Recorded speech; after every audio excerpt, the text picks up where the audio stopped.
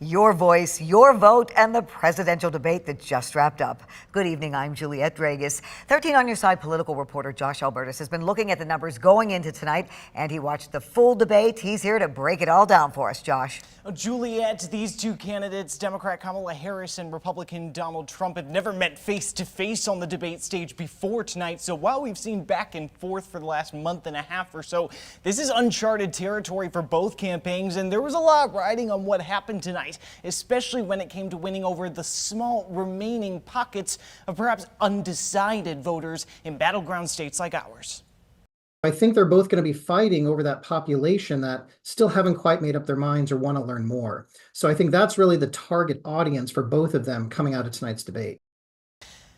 And I know what you may be thinking, it's very few and far between these days in finding undecided voters at this point in politics, but with just how close the race here in Michigan is, undecided voters likely could be the tipping point come November. You take a look at a number of recent polls, this one from Emerson College at the end of last month, they would be virtually tied here if it was not for that 3% of undecided and other party supporters. So they are important if they can be swayed. And as a whole, a few issues have remained top of mind for Michiganders as a whole in the lead up to this debate. Some were directly addressed here tonight. If you take a look at another poll just a few days ago from YouGov and CBS News, the economy was on top when it came to what respondents saw as major factors in their decision. 81% in that poll said the economy was a major factor. Candidates spent a bit of time addressing that on the debate stage tonight, talking about some of their plans for the issue.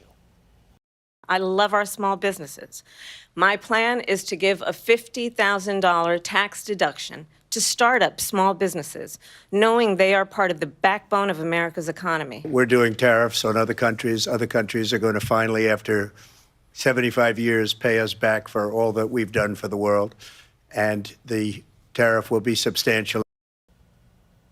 And another top issue, the state of democracy, coming in on that CBS YouGov poll just behind economy and the inflation at 69% of Michigan respondents who said it was a major factor. Listening to a little bit of how the candidates addressed that issue tonight.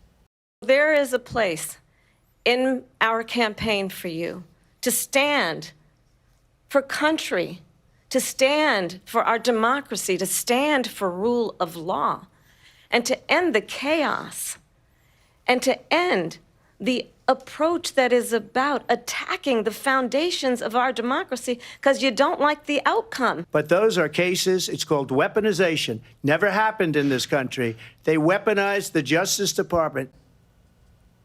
And coming in behind the state of democracy on that CBS YouGov poll, the U.S.-Mexico border issue of immigration. We've seen that come up alongside the economy and democracy and a lot of campaign stops, a common theme here in West Michigan. Take a look at how that was talked about in part. They've taken their criminals off the street and they've given them to her to put into our country. And this will be one of the greatest mistakes in history for them to allow. I'm the only person on this stage who has prosecuted transnational criminal organizations for the trafficking of guns, drugs, and human beings. And of course, we should note there that was ABC News was meant to be the bug there. So the candidates really trying to brand themselves on a number of different issues top of mind for voters in this battleground state and around the country with just less than 60 days to go until Election Day. Juliette. Josh, thanks for breaking that all down for us.